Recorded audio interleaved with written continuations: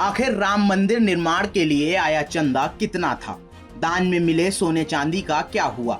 मंदिर निर्माण पर अब तक कितना पैसा खर्च हुआ और ट्रस्ट के पास इस वक्त कितनी रकम बची है? इन तमाम सवालों के बीच अब राम जन्मभूमि तीर्थ क्षेत्र ट्रस्ट के वित्तीय रिकॉर्ड और एसआईटी की शुरुआती रिपोर्ट ने साल 2020 से 31 मार्च 2026 तक का पूरा हिसाब सामने रख दिया है। रिपोर्ट में हजारों करोड़ रुपए की आय, मंदिर निर्माण पर हुए खर्च, नगद चढ़ावे, बैंकों में जमा निधि, खरीदी गई जमीन और दान में मिले सोने चांदी का पूरा ब्यौरा दर्ज है। इतना ही नहीं, सोशल मीडिया पर चांदी की सिल्ली गायब होने के आरोपों की भी जांच की गई है, जिसमें बड़े खुलासे सामने आए हैं। देखिए इस मामले पर हमारी एक खास रिपोर्ट। राम मंदिर करोड़ों श्रद्धालुओं की आस्था का केंद्र और अब इसी मंदिर के चंदे का पूरा हिसाब भी सामने आ गया है।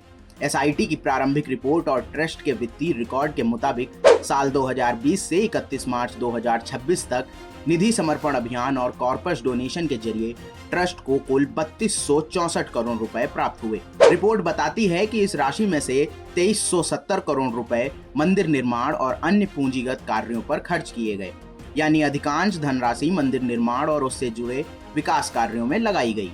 श्रद्धालुओं ने सिर्फ दान मंदिर निर्माण अभियान में ही नहीं बल्कि मंदिर में नगद चढ़ावे के रूप में भी बड़ी राशि अर्पित की है।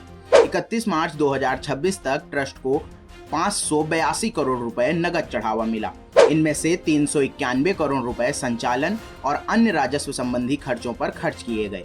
अगर मौजूदा वित्तीय स्थिति की बात करें तो 31 मार्च 2026 तक ट्रस्ट के पास 1876.30 करोड़ रुपए की कुल निधि उपलब्ध थी। यह राशि भारतीय state bank, bank of Baroda, Punjab national bank की फिक्स्ड डिपॉजिट, म्यूचुअल फंड और विभिन्न बैंक खातों में सुरक्षित रखी गई है। दान में मिले बहुमूल्य धातुओं का भी रिकॉर्ड रिपोर्ट में विस्तार से दर्ज है। ट्रस्ट के पास 32.259 किलोग्राम सोने का रिकॉर्ड मौजूद है। वहीं चांदी को सरकारी टकसाल में शुद्ध कर सिल्वर बार में बदल दिया गया। रिकॉर्ड के मुताबिक 849.272 किलोग्राम 99.99% शुद्ध चांदी और 669.653 किलोग्राम अन्य चांदी जैसी धातु दर्ज हैं, यानी कुल 1518.925 किलोग्राम चांदी ट्रस्ट के रिकॉर्ड में मौजूद है। रिपोर्ट में सोशल मीडिया पर लगाए गए उन आरोपों की भी जांच का जिक्र है जिनमें दान में मिली चांदी की सिल्ली गायब होने की बात कही गई थी। जांच में Indian Boolean and jewellers association और विश्व सिंधी सेवा समाज की ओर से दान की गई चांदी से जुड़े आरोप सही नहीं पाए गए।